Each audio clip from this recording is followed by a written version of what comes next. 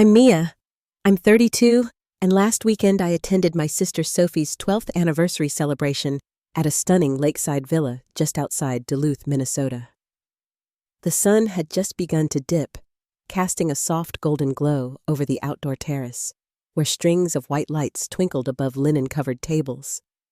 Guests in cocktail dresses and tailored suits sipped champagne, laughing, posing for pictures, and clinking glasses over delicate canapes. Sophie looked radiant as always in a floor-length satin gown that shimmered with every step. Her husband, Ethan, stood by her side, offering his arm and smiling for every photo like a man perfectly content with the life he'd built. Their kids were off with the sitter, so the evening was strictly adults-only, full of expensive wine and curated playlists and soft lake-reflected lighting meant to mimic moonlight. I had just returned from the restroom inside the main house, feeling a little better after escaping the crowd and Sophie's subtle digs. I was walking back toward the terrace when something pulled my attention toward the tall, antique mirror that hung near the hallway entrance. It reflected a clear view of the outdoor patio, angled just enough that I could see my table, my seat, and my glass of champagne where Sophie stood back half-turned, looking around like she was making sure no one saw her. She didn't know I could see her. She pulled something small and pale from her clutch. I watched frozen as she leaned slightly over the table, her fingers dropping whatever it was into the champagne flute bearing my name on the folded place card beside it. The motion was quick practiced, followed by a small smile, like she had done something clever. Then she adjusted her shawl, slipped back into the crowd, and vanished into conversation. I didn't move. I couldn't. My feet were glued to the hardwood floor, heart thudding so loudly I could feel it in my neck. Did I actually just witness my sister, my flesh and blood, spike my drink? My thoughts raced, but my body remained rooted. Outside, the music swelled, and the party went on. Inside, I stood paralyzed, watching the glimmer of my champagne catch the light, suddenly unsure who I could trust or what I was supposed to do next. Growing up, Sophie was always the star of the show. She had the kind of charisma that made teachers adore her, parents brag about her, and neighbors ask if she could babysit their kids. She was beautiful in a classic way, all long hair and perfect teeth, with a smile that made people lean and trust her, want to be around her. Our parents never said it outright, but I always knew Sophie was the one they were proud of. When she got straight A's, the whole house lit up. When I brought home a B+ in math, they asked what went wrong. I remember being 7 and drawing a picture of our family where I colored her dress gold. It wasn't just a color, it was the truth. In middle school, I made my first real friend, Claire. She and I shared everything, lunch secret stories about our crushes. One day, Sophie offered to drive us home after school, and that was the beginning of the end. Within weeks, Claire was spending weekends at our house, not with me, but helping Sophie shop for prom dresses and practicing makeup tutorials in her room. I wasn't even invited to the sleepover that happened in my own house. Then came high school, where the stakes got higher. I studied hard for the student council election, designing posters, rehearsing speeches. Sophie told me she was proud of me and even helped me practice. The day before voting, someone anonymously shared a video of me tripping and swearing during a rehearsal footage I'd recorded on my own phone. Sophie swore she had nothing to do with it, but she was the only one who had access to that video. I lost by a landslide. Every time something like that happened, she always knew just what to say afterward. She'd cry, blame stress, and talk about how she never meant to hurt me. She said I was her only sister, her best friend, and she just made mistakes sometimes. And every time I forgave her. Because I wanted to believe her. Because a part of me still hoped that we could have the kind of bond I saw other sisters share. There were good moments, too. Vacations where we laughed so hard over dumb inside jokes we cried. Nights in college when she called me out of the blue and stayed on the phone for hours helping me through a breakup. For every cruel twist, there was a moment of warmth, just enough to keep me holding on. But those warm moments were never solid ground. They were bait, or maybe placeholders, and I never saw that clearly until much later. I used to wonder if I was too sensitive, if I read too much into things. But over time, the pattern repeated too cleanly. She didn't just outshine me.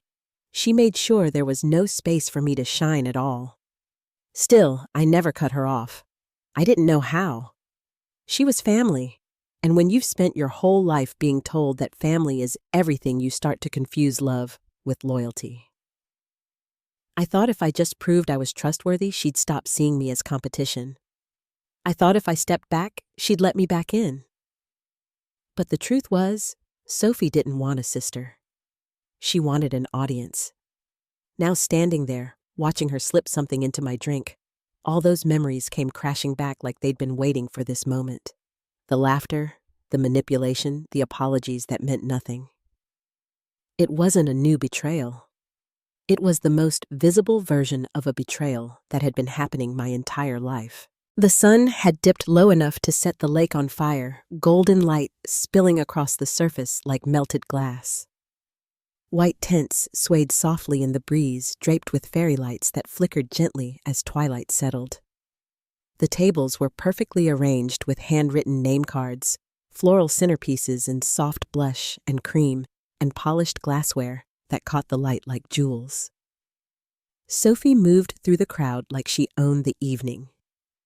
Guests turned to her with admiration, some genuinely delighted others, performing their flattery with careful precision. She laughed at every joke, leaned in, just close enough. Touched arms, tilted her head, years of charm rehearsed to perfection. Ethan stood beside her, smiling when required, nodding at the right moments. But there was something off. His eyes didn't follow Sophie like they once did. He often looked just past her toward the horizon or down into his glass. Every time she touched his arm, it felt staged, like a photo op, rather than affection. I found my name on the last table near the edge of the tent, seated with distant cousins I hadn't seen since high school. My name was scribbled, not calligraphed, and one of the place cards had a coffee stain. Sophie had once joked about how details matter more than people realize. I guess that only applied when she cared to impress. One cousin leaned over and whispered that it was brave of me to show up without a date. Another asked if I was still freelancing, the word still heavy with implication. I smiled tightly, used to these kinds of digs that came wrapped in soft voices and polite expressions. They didn't even realize they were echoing Sophie. Sophie and Ethan took the center of the tent for a quick toast. Cameras clicked as Sophie thanked everyone for coming, her voice rich with emotion as she praised her husband for 12 beautiful years. Ethan raised his glass, said thank you, then stepped aside while she soaked in the applause. He clapped for her like an actor in the wrong play. When their eyes met, hers sparkled, but his gaze drifted within seconds. She reached for his hand, and though he didn't pull away, he didn't squeeze back either. To anyone else, they looked perfect. But I was watching closer. The space between them wasn't just physical, it was hollow. As the night went on, Sophie was the star. She moved from group to group, laughing easily, hugging tightly, her voice always a few decibels louder than everyone else's. When she passed my table, she smiled and said she hoped I was enjoying myself, her eyes darting briefly to my wine glass. I nodded, but something clenched in my stomach. It wasn't just the old familiar feeling of being sidelined. It was something newer, more unsettling. There was a layer under her charm tonight, a kind of tension that didn't match the setting. She looked flawless, but it felt like a performance she was trying too hard to hold together. And Ethan, the man who once beamed when she walked into a room, seemed like he was counting the minutes until it was over. Ethan found me near the dessert table, pretending to be interested in lemon bars I wasn't going to eat. He didn't say anything at first, just tilted his head slightly and gestured toward the edge of the tent. I followed without a word, grateful for the excuse to leave the circle of relatives asking too many questions about my non-existent love life. We walked toward the side lawn where the lights didn't reach. It was quieter there, just the chirp of crickets and the distant thump of bass from the party. He didn't look at me when he spoke, just stared out over the water, and said the marriage felt like a stage performance now, and he didn't know his lines anymore. I stayed quiet. Sometimes silence says more than questions. He kept going, talking about how Sophie had become so focused on appearances, on curating moments that looked perfect, but felt hollow. He said he missed when things were messy, but real, when they used to laugh without checking who was watching. There was pain in his voice, and something else too. Exhaustion, maybe, or defeat. He said he tried therapy, tried talking, tried pulling her back towards something grounded, but every time he reached out, she moved further away. Then he looked at me, and for the first time in years, I saw the weight he'd been carrying. He said he remembered how I used to talk about honesty like it was a superpower, that he envied how I showed up without pretending, that I was the only one here who didn't seem like they were playing a part. I didn't know what to say to that. I wanted to comfort him, but I also didn't want to be drawn into something I couldn't fix. We stood in that awkward pause where two people recognize how broken something is, but don't know who's supposed to say it out loud. Then someone called his name from across the lawn, and he apologized lightly, squeezing my shoulder, before walking back toward the tent. I watched him go, feeling that familiar swirl of empathy and unease.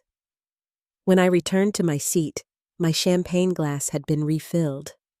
A folded note rested neatly beside it on the linen napkin, the cursive writing unmistakably Sophie's.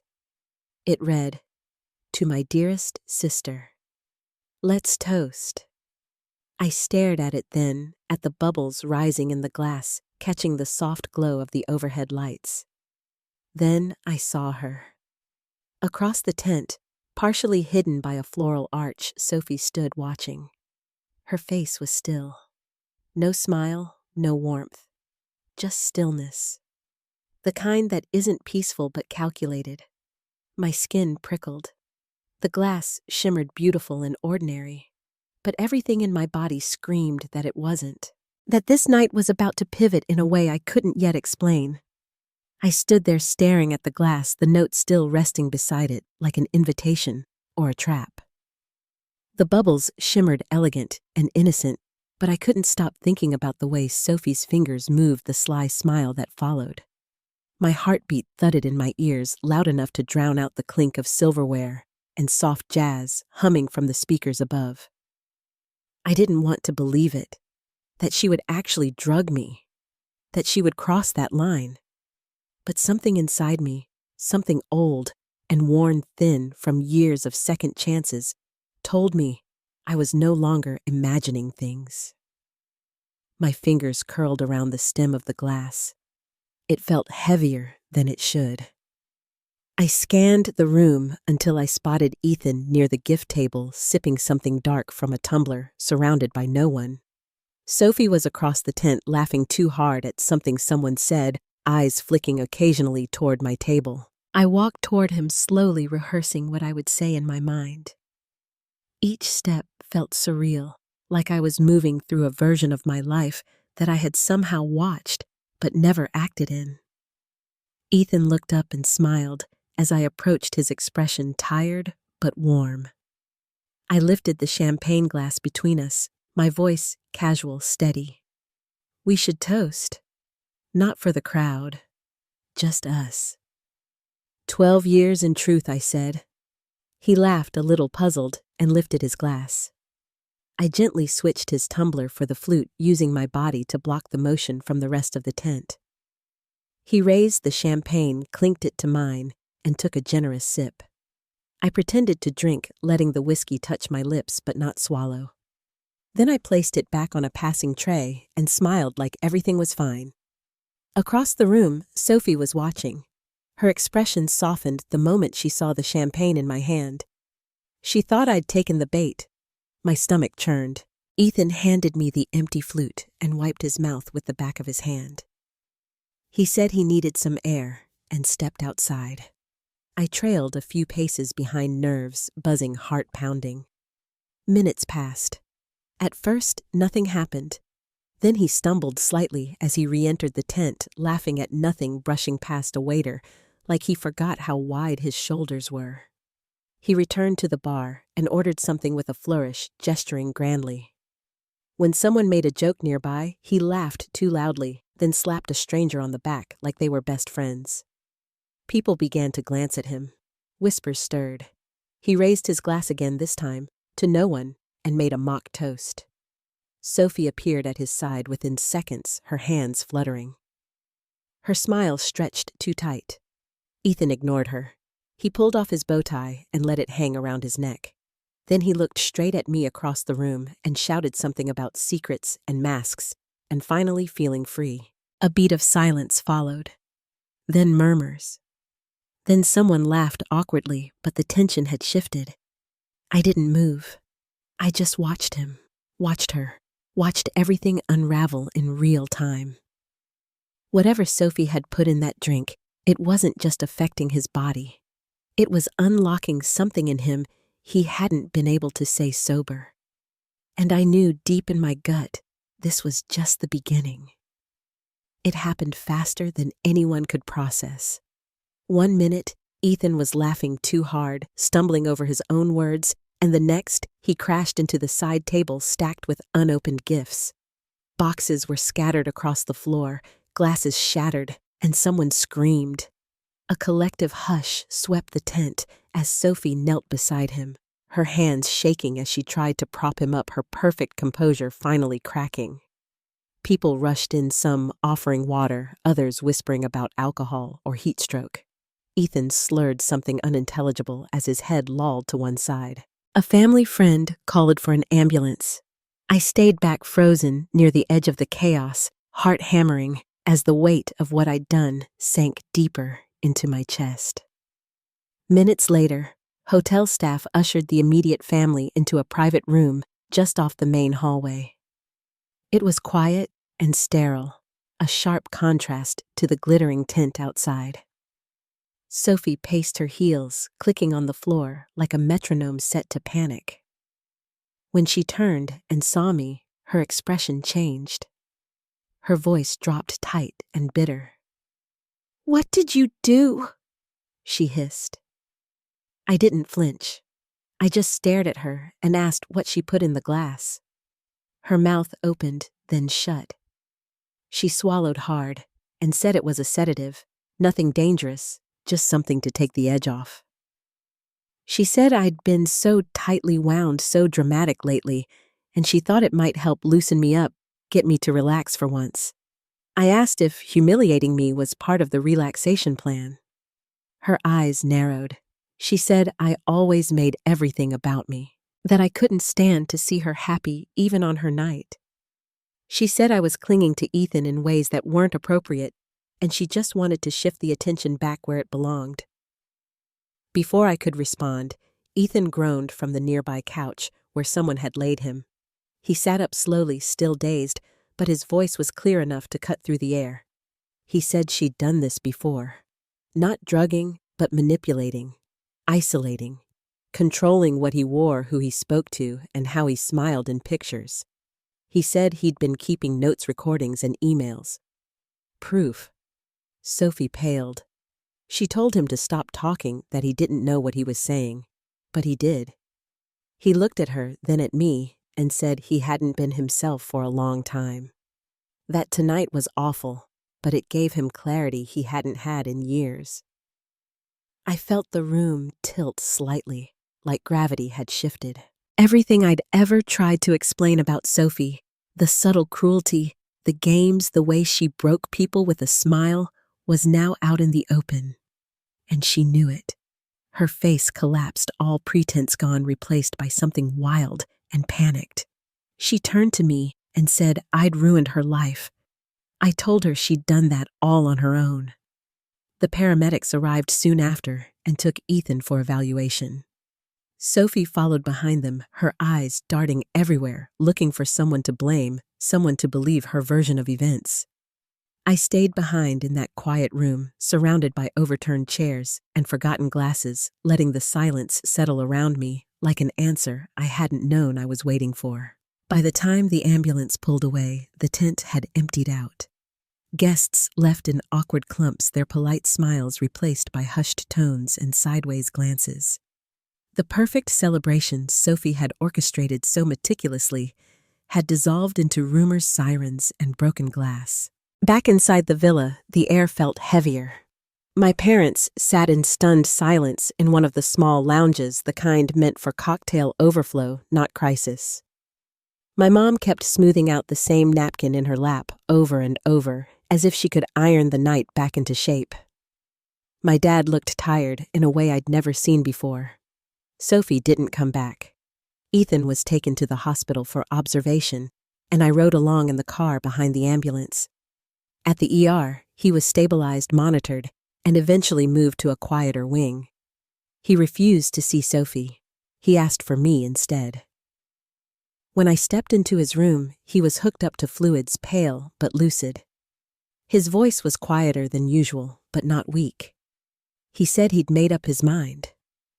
He couldn't do it anymore. Not the pretending, not the managed appearances, not the daily edits to himself to keep from setting her off. He was filing for separation. I nodded, even though my chest felt like it had caved in. I had done this. I had handed him the glass. I didn't know exactly what was in it, but I knew enough to guess it wasn't safe. I had wanted the truth. What I got was a man laid up in a hospital bed, unraveling 12 years of marriage while blinking at a ceiling tile. I told him I was sorry, that I hadn't meant for him to be the one hurt. He gave me a look I won't forget. He said sometimes pain is the only way the truth gets out. And then he said, "Thank you." The next day, my parents called a family meeting. Sophie didn't show. Maybe she knew better. Maybe she didn't care. We sat around the same dining table where birthdays and holidays had happened for decades. It felt different now, like we were finally seeing things in natural light instead of a spotlight. I told them everything, what I saw in the mirror, what she admitted in the private room. Ethan had been collecting evidence for months. She'd framed it as helping me relax, but we all knew better. For the first time in my life, my parents didn't rush to defend her. My dad went quiet the way he does when he's trying not to cry. My mom apologized, not just for that night, but for all the years they'd believed Sophie's version of me. For the way they chalked up her behavior to sibling rivalry. For every time they told me to let things go. There was no satisfying closure in that moment. Just a sense that maybe finally someone was listening. In the days that followed, Sophie's curated world started to show more cracks. Word got out about what happened. Ethan's business associates began asking questions. Friends started distancing themselves. Her Instagram went silent. I didn't reach out. Not out of spite, but because I didn't have anything left to give.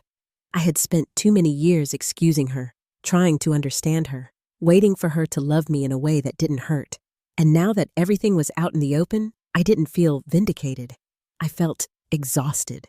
And underneath that exhaustion was guilt.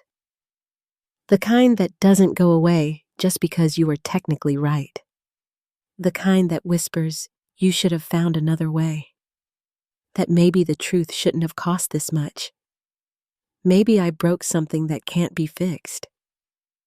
But then I'd remember Ethan's face. The relief in his voice when he said he finally felt free. And I'd hold on to that, because maybe the truth didn't come gently.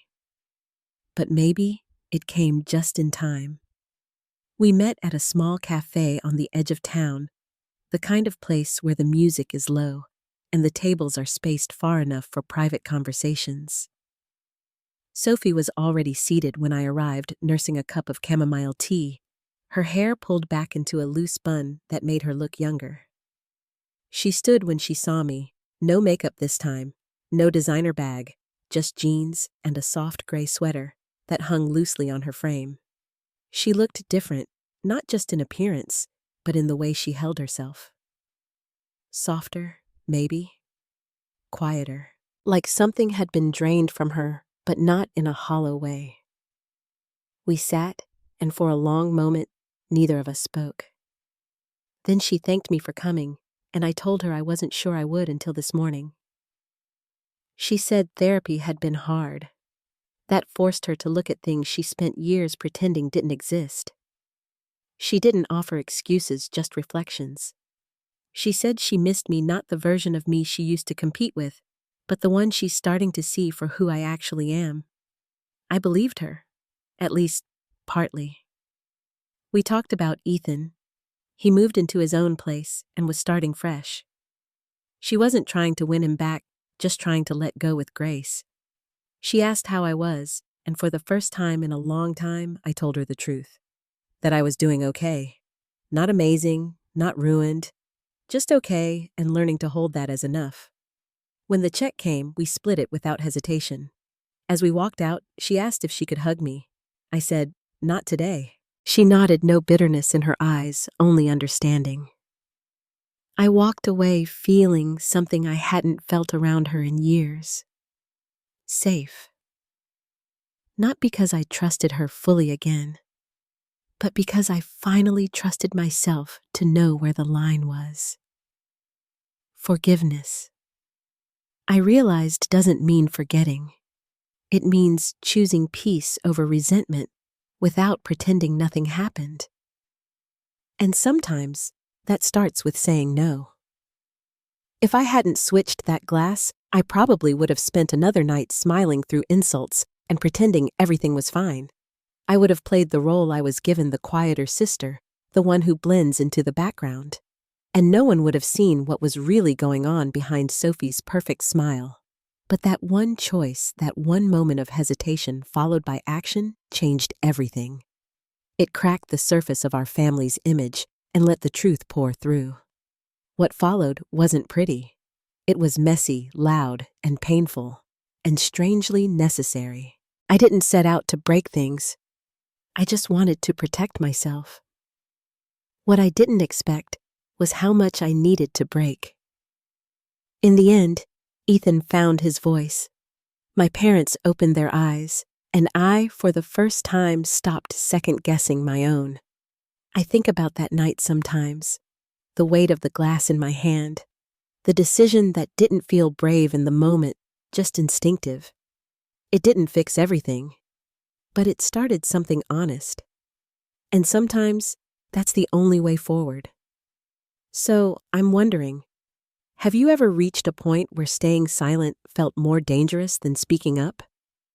Have you ever had to break a family rule just to feel whole again?